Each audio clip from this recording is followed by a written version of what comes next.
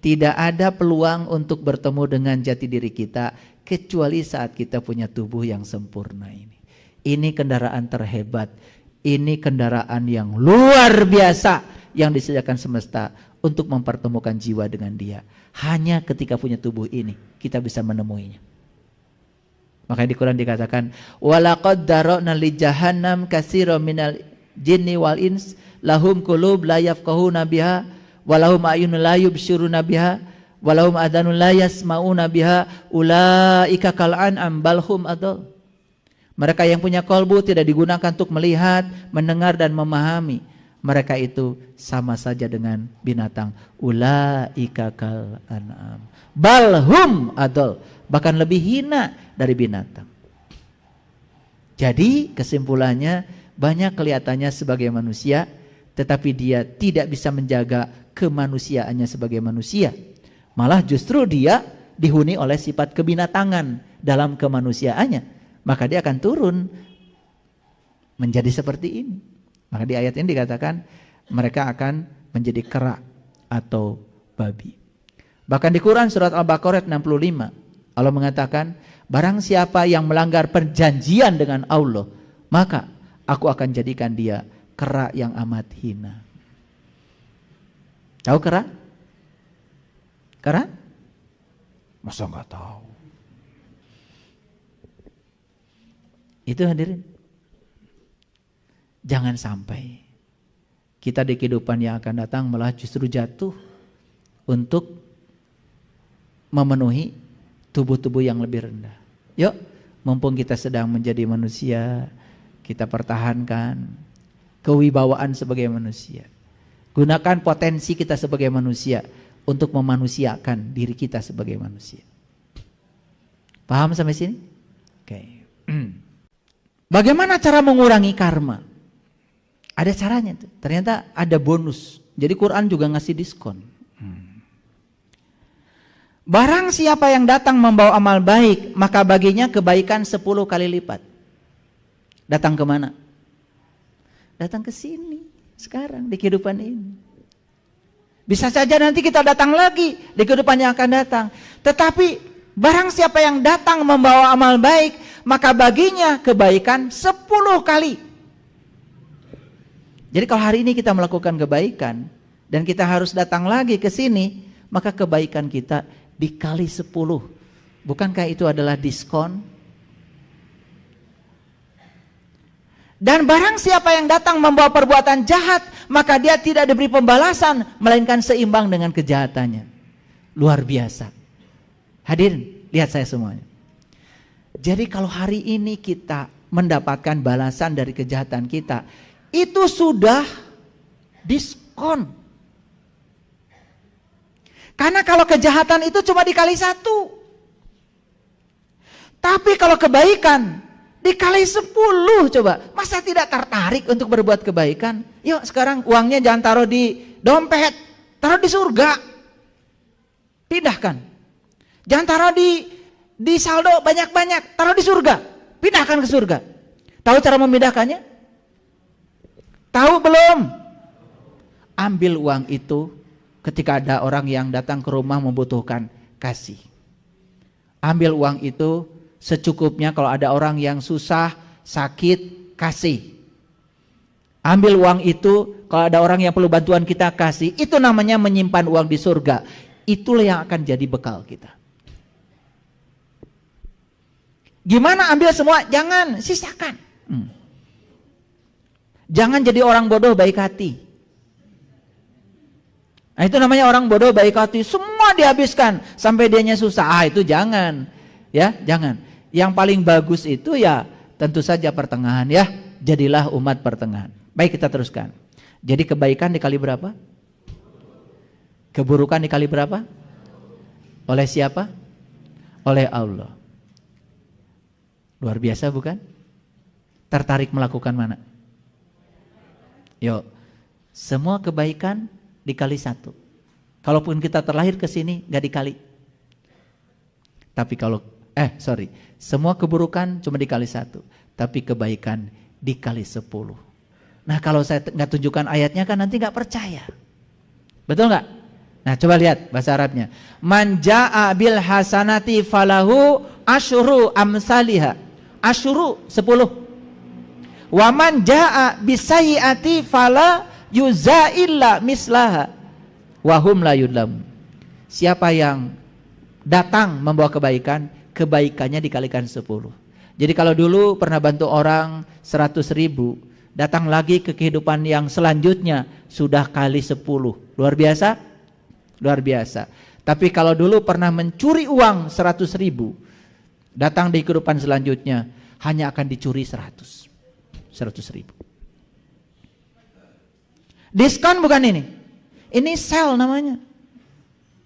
Jadi jangan dikira yang suka bagi-bagi diskon itu cuman mall. Allah juga ngasih diskon, luar biasa. Betapa besar cinta kasih Allah kepada kita. Tertarik melakukan kebaikan? Tertarik? Mau melakukannya? Kapan? Janjimu.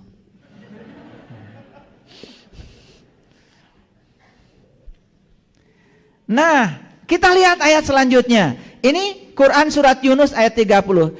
Di tempat itu tiap-tiap diri merasakan pembalasan dari yang telah dikerjakannya dahulu. Mana tempat itu? Nah, kita kadang-kadang kalau baca Quran tuh suka nggak jelas. Di tempat itu tiap-tiap diri merasakan pembalasan dari apa yang telah dikerjakannya. Mana tempat itu? Mana? Nih. Di tempat itu, di tempat itu, di tempat itu. Kan kita juga melakukan kebaikannya, melakukan sebabnya di tempat itu. Menerima akibatnya di tempat itu. Di tempat itu tiap-tiap diri merasakan pembalasan dari apa yang telah dikerjanya dahulu. Dan mereka dikembalikan kepada Allah, pelindung mereka yang sebenarnya. Dan lenyaplah dari mereka apa yang mereka ada-adakan. Jadi sebelum kembali kepada Allah itu, di tempat itu dia akan menerima pembalasan. Jadi saya kasih tahu sekali lagi, jangan nyubit kalau nggak mau dicubit. Saya mau nanya, dicubit sakit nggak? Apa pesannya? Pesannya apa?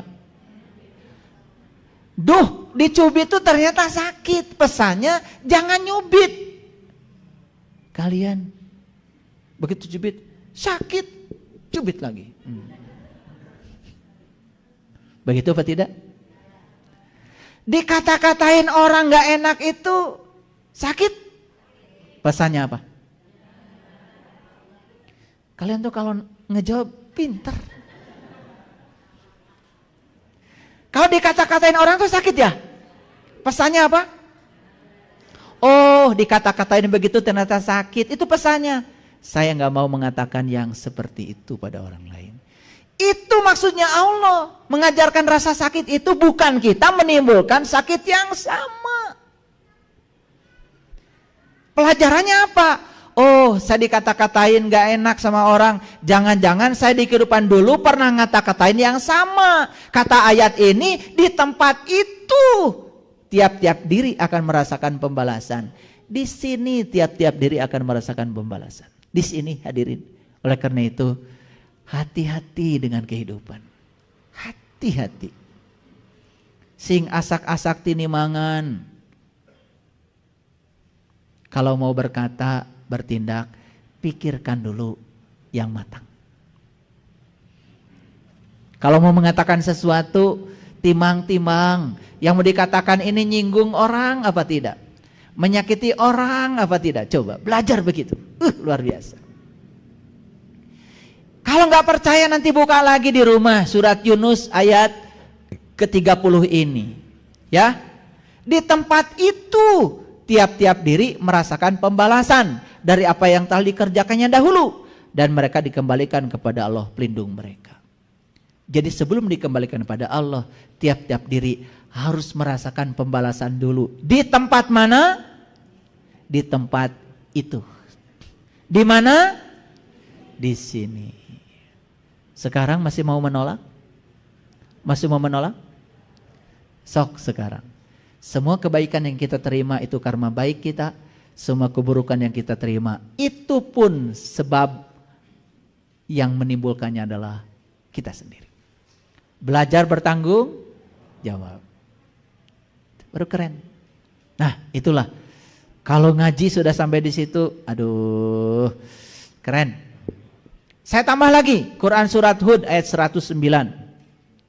Dan sesungguhnya kami pasti akan menyempurnakan dengan seadil-adilnya pembalasan mereka, dengan tidak dikurangi sedikit pun. Kira-kira yang tidak dikurangi apa? Kejahatan. Karena kalau kebaikan kan tadi udah dikali 10. Masih ragu-ragu? Oke. Di mana kita menyelesaikan semua utang itu? Perhatikan. Raga manusia merupakan wadah dari berbagai kisah perilaku yang diperbuatnya pada zaman dahulu. Itu yang disebut dengan suratan takdir. Jadi kalau gitu suratan takdir siapa penciptanya? Siapa? Kita dari tadi. Siapa? Saya gitu. Ya Allah, bilang saya aja nggak mau, maunya bareng-bareng. Kita hati-hati termasuk saya. Raga manusia merupakan wadah dari berbagai kisah perilaku yang diperbuatnya pada zaman dahulu. Itu namanya suratan kehidupan. Lihat saya semuanya. Wajah kita begini, itu data kita. Bukan Allah mau menciptakan si A pesek, si B mancung. No. Makanya di tubuh kita ada sel. Di setiap sel ada DNA. Di setiap DNA itu ada 3 miliar data. DNA itu adalah pusat data kita. Itu yang disebut dengan fitrah genetika kita. Kita datang ke dunia wajahnya seperti ini. Golongan darahnya seperti itu. Itu data kita. Kenapa? Karena tubuh kita akan dipakai oleh jiwa kita. Yang akan menyelesaikan utangnya sendiri. Dan untuk menyelesaikan utang itu perlu tubuh yang sama frekuensinya dengan jiwa yang datang ke sini. Ngerti sekarang? Itulah fisika dengan metafisika itu simetri. Luar biasa. Ya? Nah, nanti lebih jauh lagi kenali diri kita. Tubuh kita ini saja sudah sangat luar biasa hebatnya. Di sini ada namanya pineal gland, besarnya itu cuma lebih besar sedikit dari ukuran beras. Tetapi dia itu terbuat dari piezoelektrik namanya itu. Piezoelektrik itu adalah kristal yang memiliki sifat piezoelektrik. Piezoelektrik itu apa artinya? Suatu bahan di material di alam semesta ini, kalau dia mendapatkan tekanan mekanik, dia akan berubah menjadi listrik. Jadi pineal gland kita ini, batara guru kita ini terbuat dari kristal-kristal piezoelektrik, dan kalau mendapatkan sedikit saja tekanan, dia akan memancarkan gelombang elektromagnetik yang sangat luar biasa. Kapan itu bisa terjadi? Itulah harus tahu ilmunya. Kalau kalian bisa masuk ke situ, pineal gland ini bisa menghasilkan morfin dengan kekuatan 200 kali lebih hebat daripada morfin sintesa buatan manusia. Sebetulnya tidak perlu ada narkoba kalau mereka tahu kekuatan pineal gland ini. Luar biasa. Bahkan itu bisa menimbulkan kecerdasan, bisa menimbulkan kesehatan. Bisa mengaktifkan medan kuantum yang ada pada diri setiap manusia. Luar biasa. Gimana cara mengaktifkannya? Salah satunya belajar olah nafas. Ketika kita tarik nafas dalam-dalam, ini otak kita ini terhubung ya dari ujung sini lewat tulang belakang sampai ke tulang ekor. Ketika kita tarik nafas, menekan bagian sini, di sini ada zat kimia yang didorong ke atas melalui tulang belakang naik ke sini. Dan ketika piezoelektrik itu mendapatkan tekanan dari cairan yang terdorong ketika kita olah nafas, di situ akan terjadi yang namanya pelepasan endorfin, pelepasan melatonin. Luar biasa.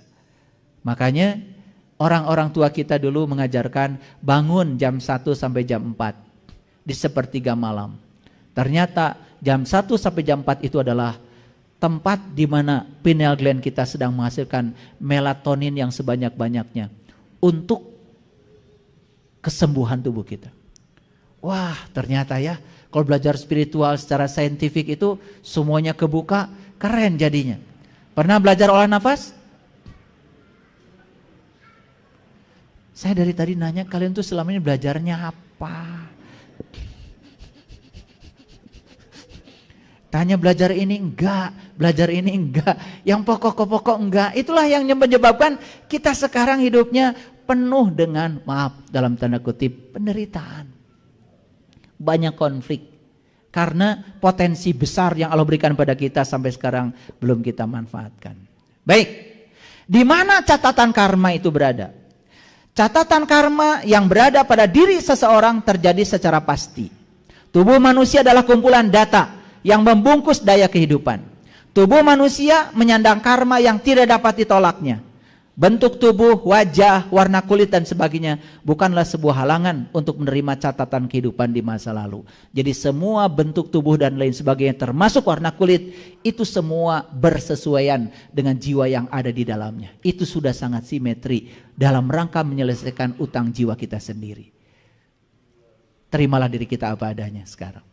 Oh, ternyata luar biasa ya Allah menciptakan tubuh ini. Nah, hasil akhir dari pelajaran kita hari ini ya, 1, yuk kita waspada terhadap segala perilaku.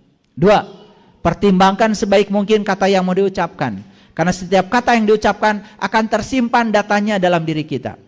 3, bertimbang cipta sebelum bertindak. Yang keempat, merasa sebelum terasa, terasa sebelum merasa. 5, tepa salira, perlakukan orang lain seperti kita ingin diperlakukan. 6, tidak menjadi penghambat bagi orang lain yang sedang menjalani karmanya.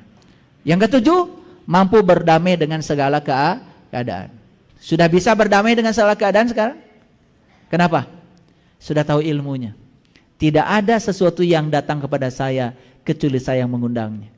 Sekarang saya terima dan saya bertanggung jawab terhadap semua itu. Enak tidak enak, dalam pandangan Allah itu adalah kebenaran. 8, mampu berdamai dengan diri sendiri ketika susah maupun senang. 9, matang dalam mengambil keputusan. 10, meninggalkan lakon yang tidak berguna bagi alam semesta. Semua hal yang tidak berguna, lakon-lakon itu tinggalkan sekarang juga. 11, senantiasa bercipta bersih, menimbang sebaik mungkin apa yang akan dilakukan.